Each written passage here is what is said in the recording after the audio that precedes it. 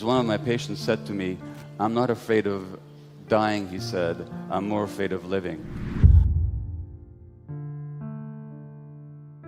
Again, I'm not an advocate for the massive and I think horrendously overdone use of medications, but I can tell you that the first time I took antidepressant, after a few days I said, "You mean people can feel like this normally?"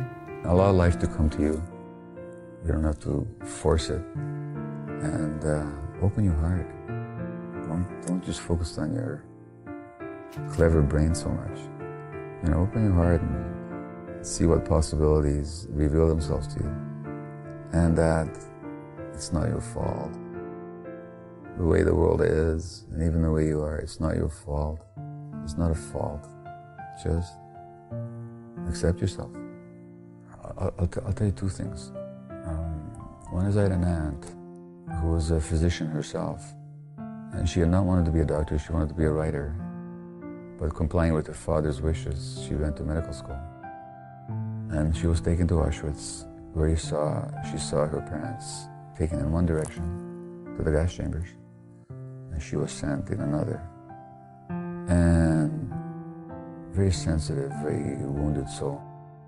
But she saw me much more clearly when I was young than I could see myself. And once she quoted Shakespeare to me, and I know it's a cliche, and I know that it's in the mouth of the character Polonius, in whom Shakespeare puts this phrase, it's even hypocrisy, but it's so true. She wrote to me, "To thine own self be true." I wish I had understood what that meant, but that's the best advice I got. And then when I was a physician, but the part of me that wanted to write hadn't really expressed himself. Because that was really in me to write and to share something with the world. And I had a patient who used to be an English professor at the University of British Columbia. He was quite a well-known Canadian poet, Warren Tallman. And I said to him, when he came to the office once for a medical visit, I said, "Warren, I want to write, but I don't know what." And he said, "Don't worry about it. You will write when you have something to teach the world." And that's what happened. Because parents are so stressed. And sensitive kids pick up on that stress. They don't know what to do with it. They tune out as small children when their brains are developing. It's not a genetic disease. It's an adaptive response. The problem with adaptive responses is they help you at the time, but later on they become problems. In other words, adaptive at one point, maladaptive at another point. Again, the problem is that they're not conscious adaptations. You have to believe in your own truth. And you have to deepen your relationship to your truth. And you'll connect with people that are also seeking the same truth as you are, even if they don't see it the way you do. So never be afraid of your own truth and to explore it. Also, don't be afraid to let go of it if you find that there's a deeper truth that speaks to you. And at the same time, whatever you do out there in the world, do an equal amount of work internally. Because if you don't, your work in the world will not be as effective. If the success of a doctor is to be measured by how long his patients live, then I'm a failure, because my patients die very young, relatively speaking. They die of HIV, they die of hepatitis C, they die of infections of their heart valves, they die of infections of their brains, of their spine, of their hearts, of their bloodstream. They die of suicide, of overdose, of violence, of accidental deaths. And if you look at them, you call to mind the words of the great Egyptian novelist Naguib Mahfouz, who wrote, "Nothing records the effects of a sad life as graphically as the human body," because these people lose everything. They lose their health, they lose their beauty, they lose their wealth, they lose human relationship, and in the end, they often lose their lives. And yet nothing shakes them from their addiction. Nothing can force them to give up their addiction. The addictions are powerful. And the question we have to ask is, why are people afraid of life? And if you want to understand addiction, you can't look at what's wrong with the addiction. You have to look at what's right about it. In other words, what is the person getting from the addiction? What are they getting that otherwise they don't have? And what addicts get are relief from pain. What they get is a sense of peace, a sense of control, a sense of calmness, very, very temporarily. And the question is, why are these qualities missing from their lives? What happened to them? Now, if you look at the drugs like heroin, like morphine, like codeine, if you look at cocaine, if you look at alcohol, these are all painkillers. One way or another, they all soothe pain. And that's what the real question in addiction is, not why the addiction, but why the pain. If my value depends on how much I'm helping others, it becomes addictive. And the reason it becomes addictive is because there's always a niggling doubt inside, which is maybe unconscious, but says, okay, they want me, but do they want me or do they want what I'm giving them? So that satisfaction of getting that praise and valuation from the outside is a temporary hit, like somebody's temporary hit from heroin. Yeah. And then you have to have it again and again and again. Our culture rewards that kind of addiction big time, values it and esteems it. Meanwhile, those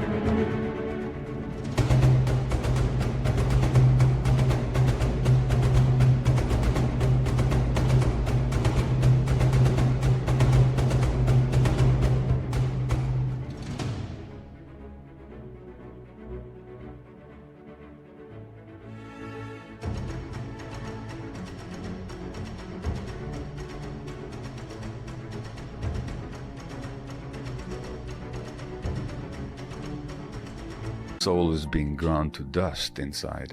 I ask people, well, if you've been to a cardiologist or a respirologist or oncologist or a dermatologist or a neurologist, any kind of an ologist in the last 5 years, just raise your hands.